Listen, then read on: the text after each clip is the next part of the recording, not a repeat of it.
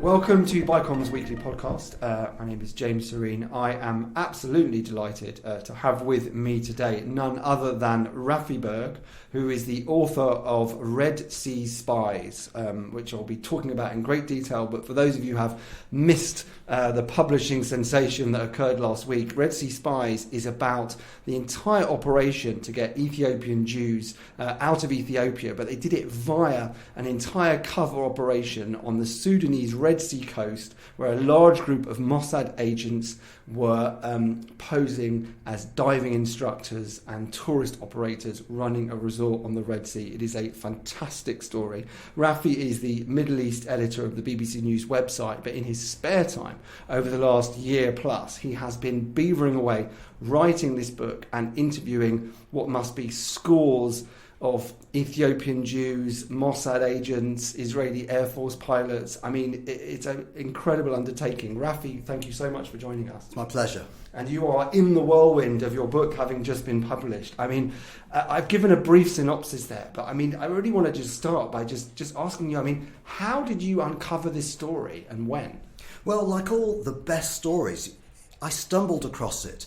It was a few years ago when I read that a movie was being planned about an operation to smuggle Ethiopian Jews out of Sudan using a holiday resort.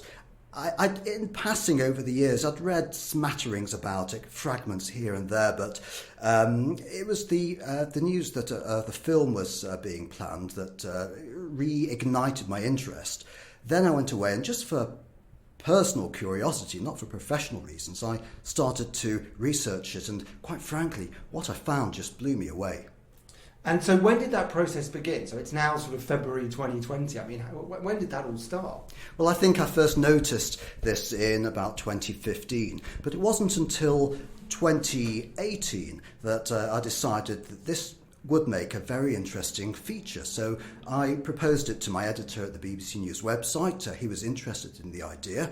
I went off to Israel, as a matter of fact, to do something separate, but in parallel, I wrote the feature and I interviewed a couple of people while I was over there, a couple of former Mossad agents who filled me in on bits and pieces. I put the story together, published it on the website with the very enticing headline, the holiday village run by spies.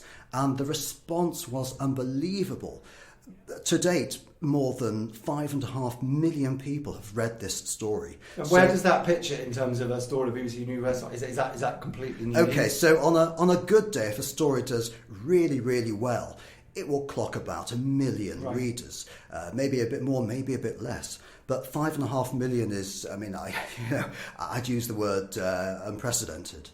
So, I mean, let's try and break down the story because there's different elements to it. And I think one of the things that's absolutely fantastic about the story is it's not just about the Mossad operation, it's not just about the Israelis. There's a lot in there about Ethiopian Jews, about their lives, about the history of what's going on in Ethiopia and just how risky and dangerous all this was. So let's start with the first bit of the story that you clearly were incredibly attracted to and wanted to really take this story to the world, which is actually the Ethiopian Jews themselves and their own desire, real sort of obsession to try and get out and get to Israel.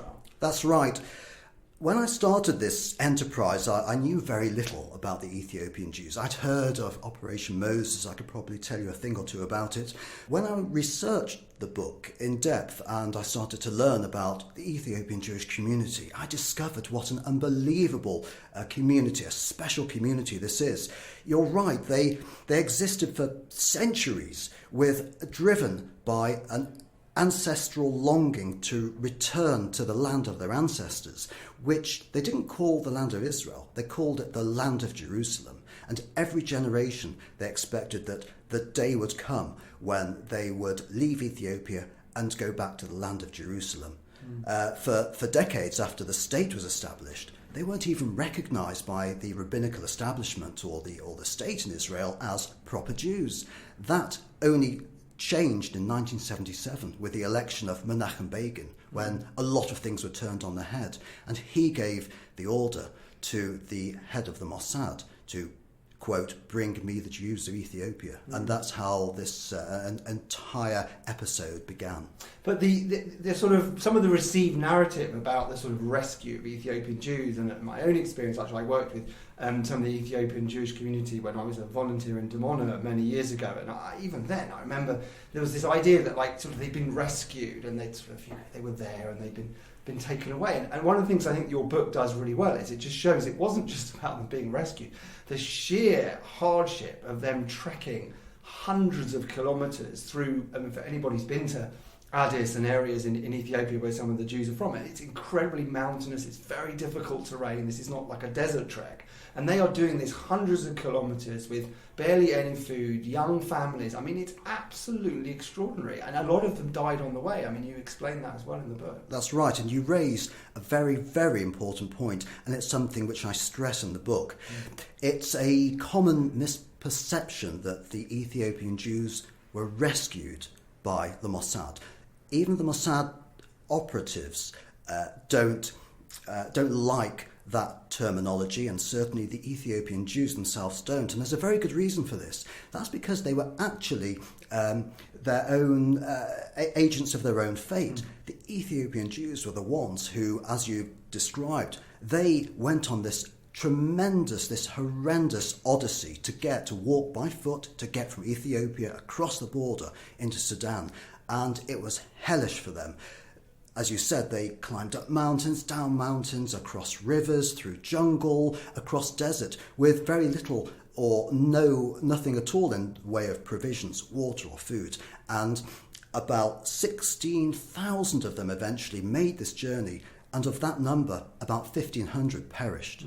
It's a real high human cost there, a huge risk. So the next stage of it is then the Mossad starts to prioritise trying to get the Ethiopian Jews out. And one of the key, if not the key character in the story is Danny, who is the lead Mossad operator. And could you tell us a bit about him and what you think of him as a character and what attributes he brought to this? Because it seems like without his creativity and without his sort of controlled rule-breaking and sort of genius, I suppose, none of this would really have happened. No, it wouldn't have happened. Danny, I know very well. I now count him among one of my very good friends. When I first met him, I kind of didn't really know who it was that I was dealing with. It was only after having met him a number of times and listened more and more to what he had to say that it started to dawn on me that I was actually sitting across a table from a legend. He's a very modest guy, but he's super bright and he's mesmerising. We first met, it sounds very cloak and daggerish, we first met in the departure terminal of Charles de Gaulle Airport. He wanted to check me out. He wouldn't speak to me over the phone. I discussed with him the prospect of writing a book. He went away and thought about it, and I heard from him several weeks later to say that he'd taken advice, he'd thought it through, and it was something that he was ready to document.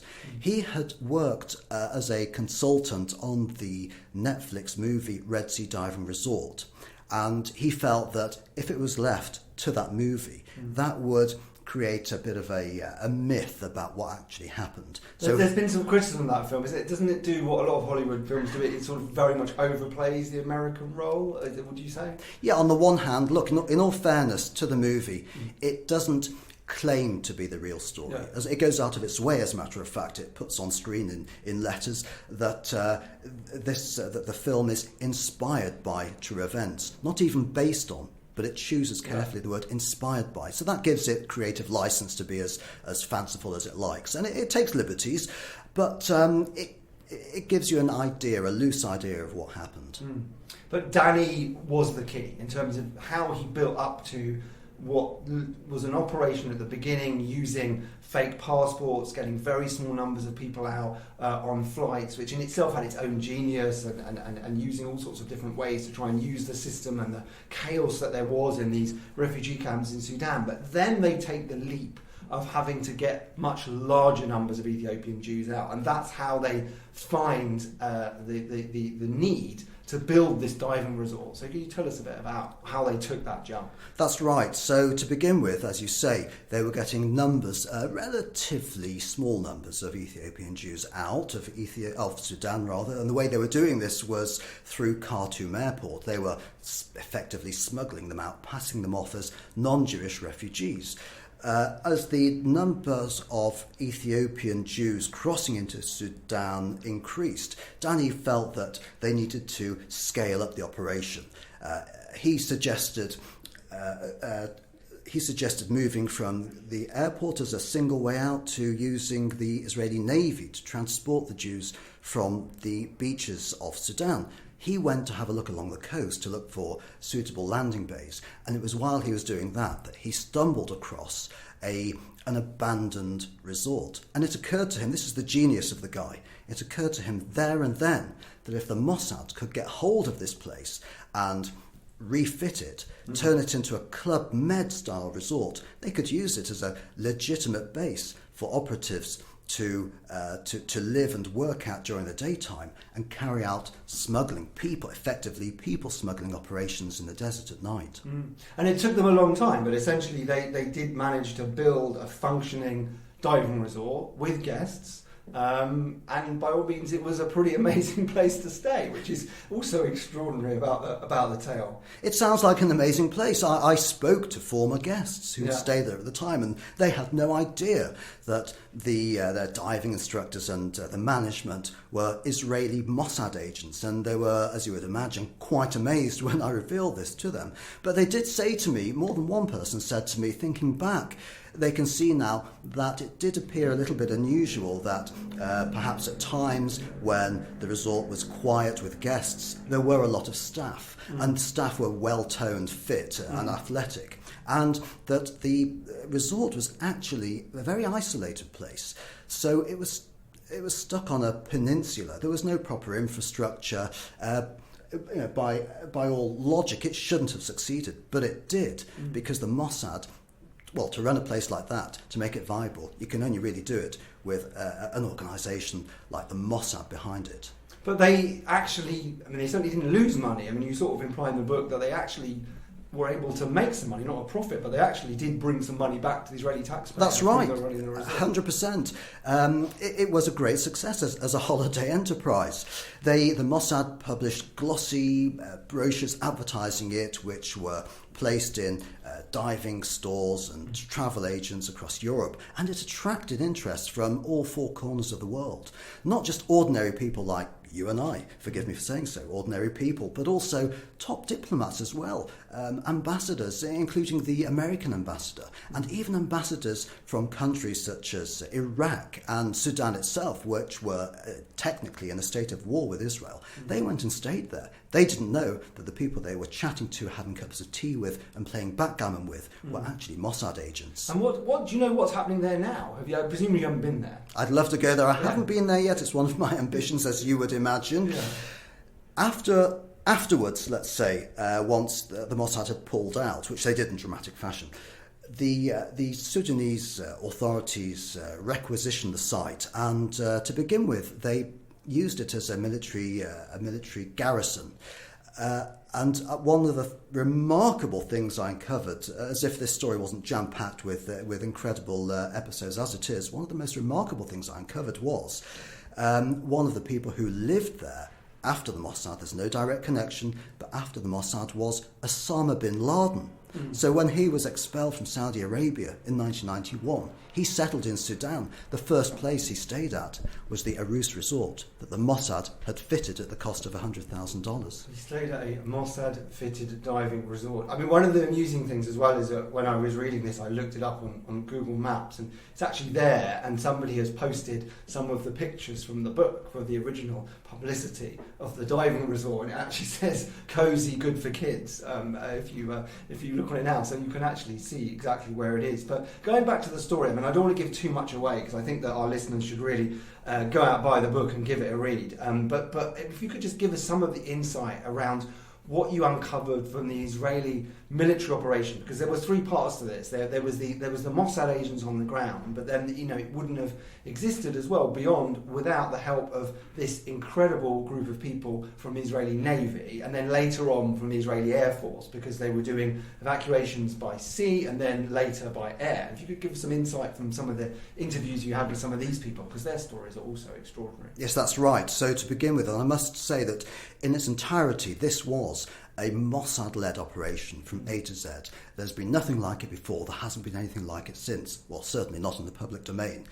It began with Mossad agents transporting the Jews from refugee camps to Khartoum and smuggling them out through the airport. Then when they decided to scale up the operation, as I hinted at, they shifted to maritime evacuations, which involved a Israeli Navy mothership called the Bat Galim, which would sail from Eilat down to off the coast of Sudan. Then they would dispatch Israeli Navy SEALs to rendezvous with the Mossad on the shores, pick up the Ethiopian Jews, transport them back to the Bat Galim and sail back to Israel. Now, I spoke to the commander of the ship, the Bat Galim, and he told me some remarkable stories, including, well, there were many, but one I recall, which isn't actually in the book, but it's worth mentioning.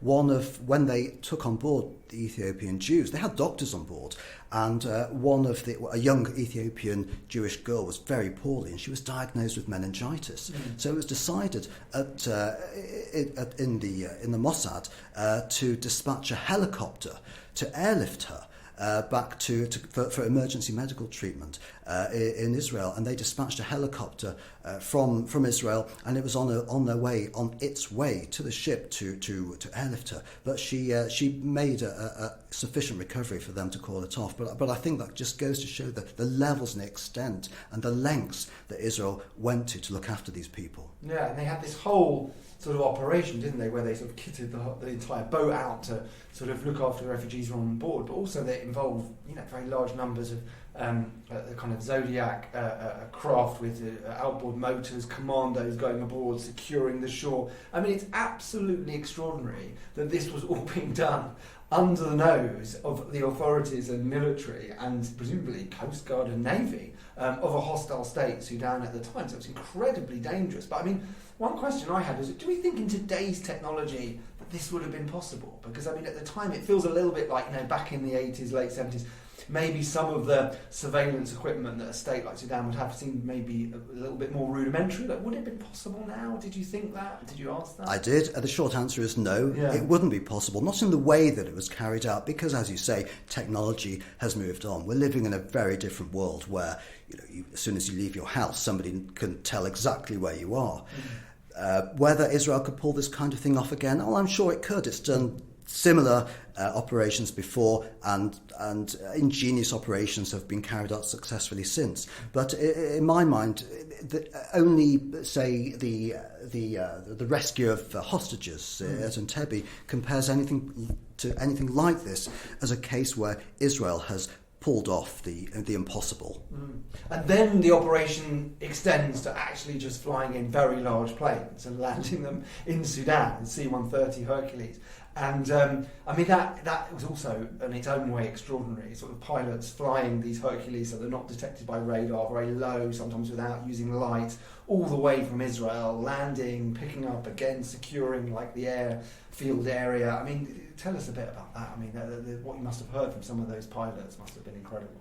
Yes, they flew, as you say, without lights, which is virtually impossible to do at the best of times. But we're talking about flying so low that you under the detection abilities of enemy radar, and there's a string of mountains on the coast of Sudan called the Red Sea Hills. So they had to navigate mountains without any light. They had to eventually land in desert, simply on landing strips which weren't tarmacked. These are flat stretches of desert.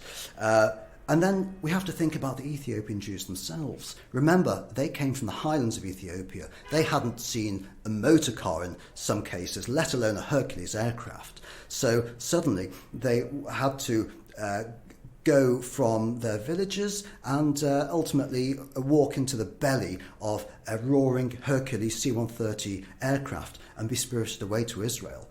One of them described it like he imagined he was the prophet Jonah in the belly of a whale. Others spoke of an alien craft landing. I mean, to them it was like being transported to another world. Extraordinary. So in terms of the actual process, I think some of our listeners will be interested to know, from idea to getting to a book and sort of doing all these interviews. I mean, how long did all that take? I mean, how many interviews? Like, what was your sort of secret to sort of just getting this, enormous job done? Well, my secret perhaps was being laser focused. Right. I had a tight deadline to deliver this book, and with sufficient planning and doing a lot of things simultaneously and in parallel, it was possible. But I went on many trips to Israel. I carried out tens of hours of interviews with participants. And this is everybody from Danny, I was going to say downwards, but Danny upwards as well. One of those I interviewed a number of times was Ephraim Halevi. Yeah. Ephraim Halevi, just to inform listeners who may not be that familiar with the name, later became the head of Mossad itself. At the time, he was the commander of the division which Danny operated under. So I spoke to Ephraim, Danny, the members of the team he recruited, Hercules pilots who flew on these missions, sailors from the Bat Galim, Ethiopian Jews themselves, and they all had tremendous tales to tell. And this was the first time that they'd all told their stories, and they hadn't really done that before, had they? This is the first time they have told the story in full. And by that I mean that there were people who spoke to me on the records and off the records, some who would be identified, some who wouldn't be identified. But I have to say that because of the figure and the reputation that Danny had, when he would call somebody and say, look, I'd like you to speak to Raffi Berg, he's got my blessing, then doors were open to me. Right. So I spoke to people who he didn't even know existed, and to this day still live in the shadows. So that kind of unlocked it. Fantastic. Well, I think we will probably draw to a close, but I want to just say to our listeners that the book was published last Thursday. It's published by BICOM Books. It's called Red Sea Spies. It is published for our US listeners in April. You'll have to wait, I'm afraid, until April, but you can listen to Raffi talking about his book at Jewish Book Week on Wednesday the 4th of March at 8:30 if you want to get tickets. But I didn't want to give too much away in terms of the story. There are plenty of nuggets that we have not even touched upon. We have not even gone into detail about the absolutely incredible aspects of the story, as in how the Mossad agents managed to get cover and clearance from people at the heart of the Sudanese regime. And there's one that we can maybe mention, is just about how they managed to sort of win over one of the most senior people in the Sudanese sort of intelligence structure by offering to give him fresh lobsters that they caught every week. How did you find out that bit of the story? That's right. Well, Danny and others who were part of this particular episode, they told me about it. The person in question was the head of the Navy. Yeah. I mean, you can't get much higher than that. And he agreed to give clearly he didn't know they were Mossad operatives, but he agreed to give them every assistance they needed in running this resort if one of the conditions was they supplied him with fresh lobsters, which is what they did. And they actually had to go out and hunt for those lobsters. They had to go out and hunt for those lobsters, which, of course, remember, this was a diving resort. Yeah. So when they took guests on diving expeditions, then they collect the lobsters at the same time. Yeah. Well, Raffi, thank you so much for joining us. We will leave it there. I will urge, again, our listeners to read it. I obviously read a lot of books for this podcast and people that I interview, and I have to say some of them are heavier going than others, but this was an absolute delight to read, and I just sort of powered through it in sort of a day and a half on the weekend. It is, as the publisher said, pretty much unputdownable once you get going. So do buy a copy and read it and enjoy it. Red Sea Spies. Raffi Berg, the author, thank you so much for joining us. Thank you for having me.